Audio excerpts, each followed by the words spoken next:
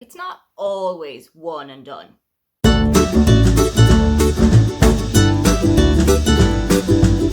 Hi, welcome, come on in. My name is Aoife, and today I am going to take you through some of the books that I read in 2021 that I would, hands down, absolutely pick up again.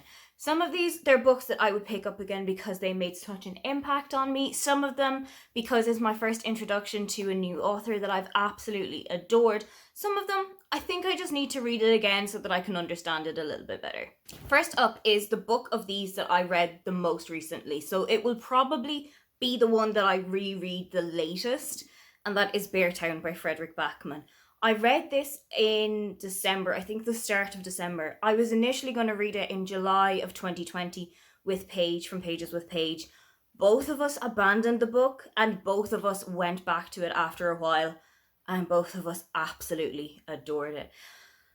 I don't know actually if adored it is the right word, because given that the subject matter is about sexual assault and victim blaming, it's very difficult to say that you have enjoyed this book, that you loved it, that you endured it, but it was such an impact on me. Despite having a physical copy, I actually read this as an audiobook, and I think that that really enhanced how I was taking it in, but I would absolutely love to go back and read this physically and see if it makes just as much of an impact this time. Next up is the first book that I read by one of Ireland's best authors, and that is Circle of Friends by Maeve Binchy. I read this as part of the Irish Readathon, which runs every year in March, and I absolutely loved it. I was completely hooked by just how well Maeve writes Irish life, social class, education, differences in how you're brought up and where you're living.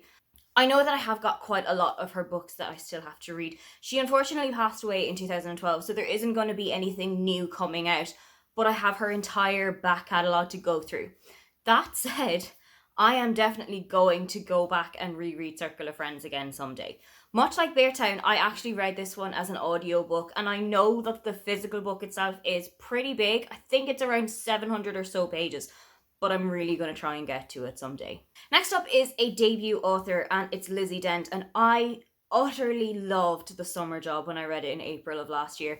It made its way onto my top 12 of 2021, which is really, really big praise for a debut author.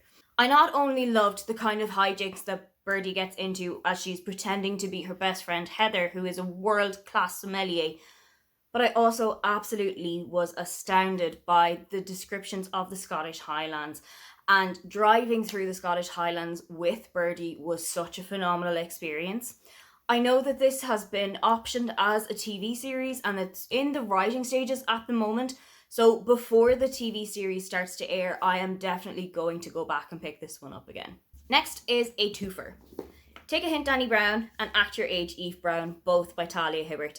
These are the last two books in the Brown Sisters trilogy. I read Chloe Brown for the first time in 2020 and went back to it in 21 before I picked these two up. I still hover between Danny and Eve as to which one is my favourite of the Brown Sisters. I think at the moment Danny is taking the crown, but that could change within a couple of hours. The sisters are feisty. Two of them start out as independent women.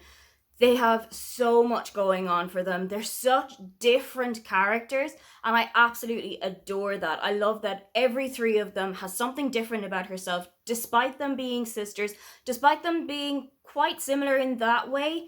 You can definitely tell that you're reading Eve or that you're reading Chloe. Also, the books have some phenomenal steamy scenes. Also, the books have some phenomenal representation in them, not just from characters of colour, but also characters who are on the autism spectrum, characters who are dealing with a chronic illness. Everything that you can think of is put into these books, and I absolutely love that for them. Next up is a non-fiction book, and it's Did You Hear Mammy Died by Seamus O'Reilly. I've been following Seamus on Twitter for a couple of years, and one thing that stands out to me is just how funny he is as a writer. When I went into his memoir about his mother passing away from breast cancer when he was maybe 5 or 6 years old, I was expecting there to be a lot of humour in there just based on who he is as an author, but I also knew that it would be quite heartfelt, quite poignant, that there would be some moments that would genuinely bring me to tears. The book is equal parts heartwarming and hilarious, and it's also a really great insight as to what life is like in a big family. I don't come from a big family myself, I just have one sibling, But seeing what it's like to have 10 siblings all under one roof was absolute chaos, but it was so lovely to read. Next is a YA novel, You Have a Match by Emma Lord. I think I need to read this one again so that I can properly absorb it. I don't know what it was, but there was a little bit of a mental block when I was reading this. It could have been on the back of a reading slump. It could have been going into a reading slump. I don't quite know what it was, but I think I just need to go through it again and try and see if I get on better with it this time. It's got a couple of things in it that I really like. I'd never read a book that was set almost completely outside, but I really enjoyed that aspect of it. Something that I also really enjoy about You Have a Match is that it doesn't necessarily focus on romantic relationships. In a YA book, I really love to see platonic relationships brought to the fore. And this is definitely what happens in this book as Abby, the main character, discovers that she has a long lost biological sister that she never knew anything about, her parents never told her about. And they rediscover each other by going to a summer camp that the both of them have signed up to. I really loved watching them get closer to each other, get to know each other. It kind of had a little bit of Parent Trap vibes without the trying to get your parents back together thing. And I think I just need to read it one more time and see how I really feel about it. Next is People We Meet on Vacation by Emily Henry. This is also published in the US as You and Me on Vacation. This is about Poppy and Alex, who have been best friends for 10 years and have gone on holiday together every summer for most of those 10 years, apart from the last 2 years. 2 years ago, something happened between Poppy and Alex, and it has completely destroyed their relationship. So Poppy decides she's going to get them together for one last holiday and see if this will make or break their friendship. This is a book that is definitely one you need to read if you're missing going on holidays, if you're missing traveling, exploring the world, seeing new customs, seeing new cultures. There are so many places across the world that are fit into this book, between Palm Springs in California, which is where quite a lot of the present day action takes place, but you've also got places like Croatia, like Switzerland. There are a couple of places in the book that are either places I would like to go or places that I have already been to. And I would really love to just escape into this book again. It's probably one that I'm gonna read in summer, especially if my travel plans don't come to fruition. It might just be the cheapest way to see around the world. Finally was one of my most anticipated books for 2021, and that was On a Night Like This by Lindsay Kelk. Every time I say the name of that book, I can just hear the Kylie Minogue song in my head, so we're just going to try and move past it.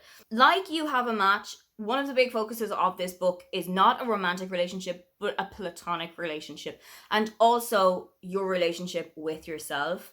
Something that I absolutely would love to see more of in books at the moment. But also, it does have a little bit, like You and Me on Vacation, of a travel vibe in that a lot of the activity takes place in Italy. A place I've never been to before. It's definitely on my bucket list, and I would love to revisit the scenes in Italy in this book. And because it's Lindsay Kelk, I'm never going to turn a chance down to read her stuff. Those are some of the books that I read last year and would absolutely revisit in the future. Do you have any books from last year that you can't wait to read again? Don't forget to like and subscribe because I have new videos up every week. Now, get on out of here.